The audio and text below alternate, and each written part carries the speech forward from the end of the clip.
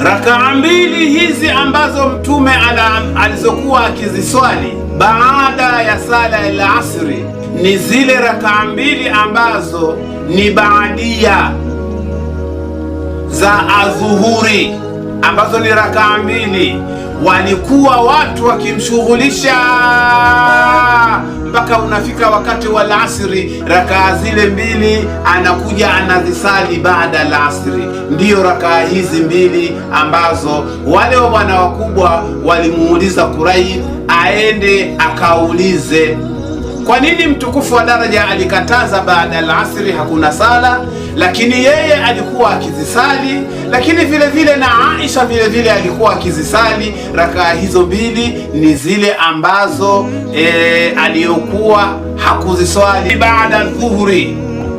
Hata wewe kama utashughulishwa ukaacha kuziswali hizi rakaa mbili hizi, unaweza ukaziswali baada ya asri, wala hakuna mushkila wa aina yoyote.